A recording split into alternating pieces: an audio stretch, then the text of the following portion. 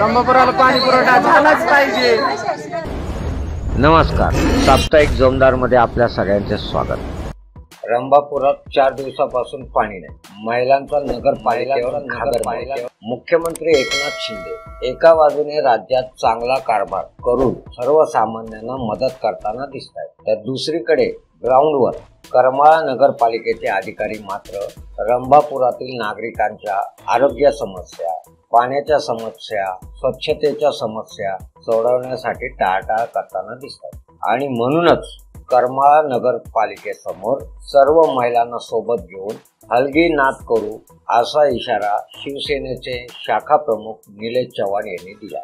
रंभापुरा भागातील गेली 4 दिवसापासून पाणी नसल्यामुळे आज महिलांनी आपला संताप व्यक्त करत सकाळी 7 वाजता करमाळा महानगरपालिकेवर बोंबाबोंब आंदोलन केले। यावेळी रंभापुरा शिवसेना शाखा प्रमुख निलेश चव्हाण यांच्या नेतृत्वाखाली या महिलांनी नगरपालिकेपुढे वॉर्डातील समस्यांचा पाढत वाचला। शिवसेनेचे जिल्हा प्रमुख महेश चिवटे यांनी या आंदोलनात सहभागी होऊन मुख्य अधिकारी लोंढे यांनी प्रश्न तात्काळ न सोडवल्यास पालकमंत्री राधाकृष्ण विखे पाटील यांच्याकडे लेखी तक्रार करण्याचा इशाराही दिला।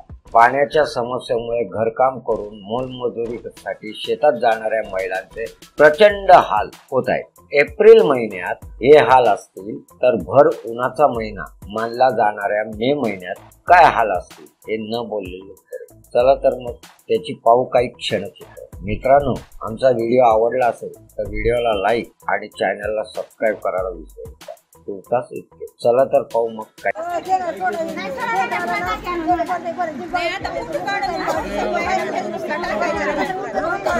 15 मिनिटं पाणी फक्त अर्धा तास सोडा काय पाणी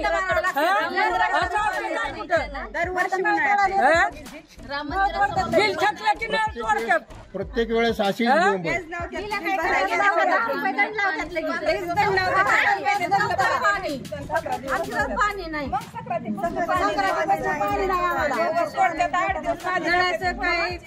किती दिवसापासून पाणी येत नाही रंभापुरात? संक्रांतीपासून पाणी नाही। 4 दिवस पाणी येत नाही, काही नाही, गटरे घाण पाणी नाही, पाणी नाही।